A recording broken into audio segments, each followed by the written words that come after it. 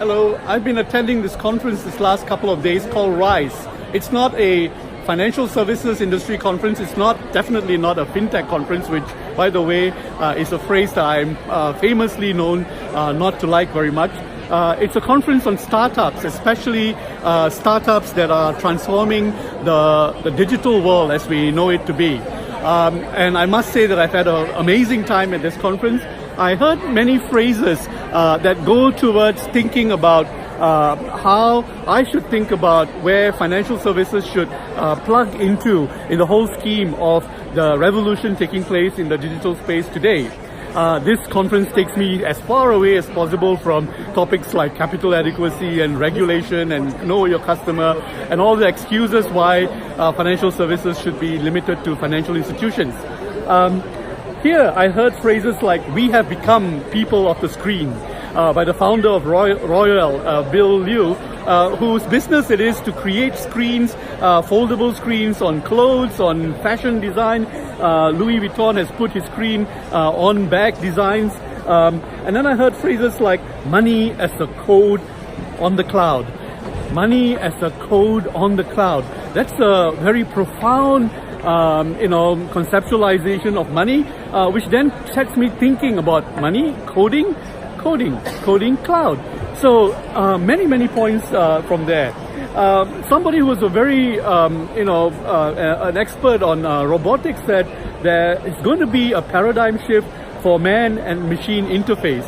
So I'm looking forward to that, especially in the 5G realm, and so on.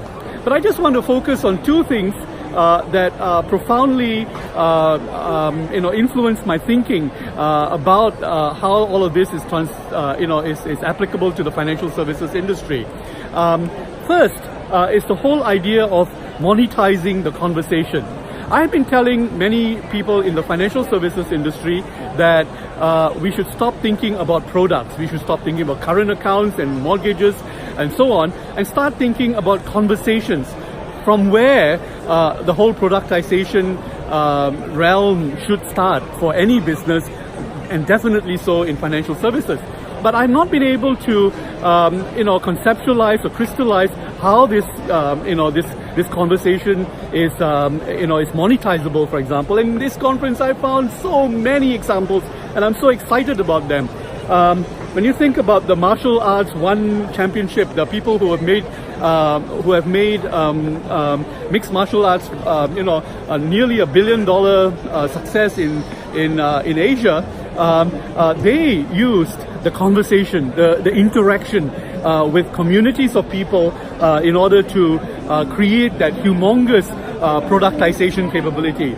And then there are companies like StockX.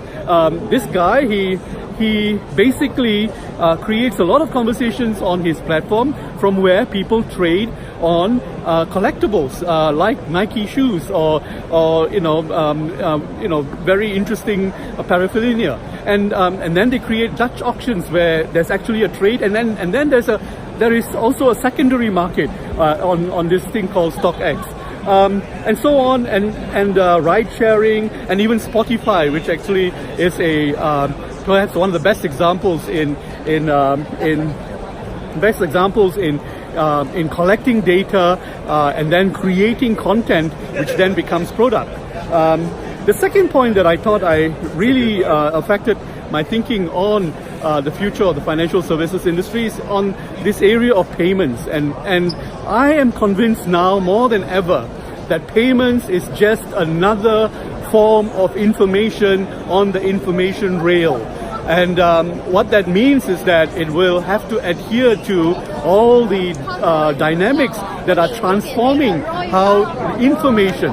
So payments is nothing more than information on the digital information trail, the rails, right?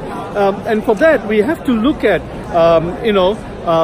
institutions and not institutions, players who are actually acing the ability to monetize content. This company called GIF, started by a guy called Alex Chung, he said that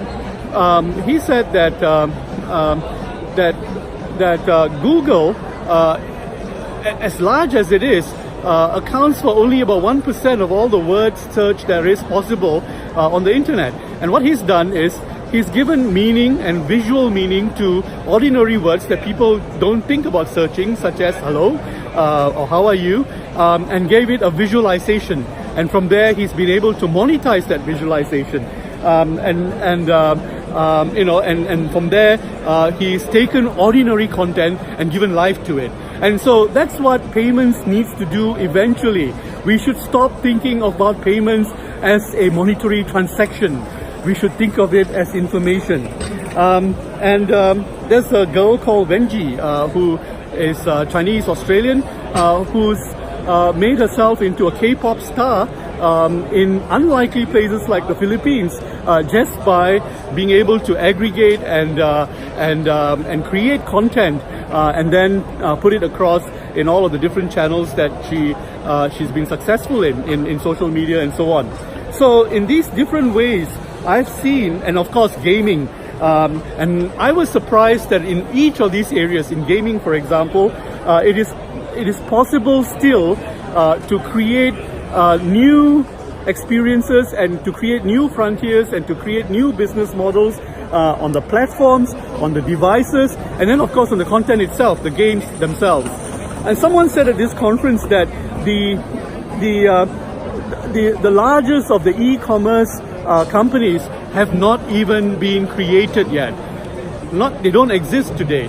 And of course with 5G on its way and so on, I would tend to agree with that, and then it sets my imagination going as to what that future company that is not existing today will look like as all of these comes together. So I've been really very excited being here, and it's got my mind wrestling with some of these legacy things that I've been thinking about, and it really has set me free. So I'm very happy to be in this environment, and I think that finance should be a subset of the rest of the digital world and not be a universe by itself.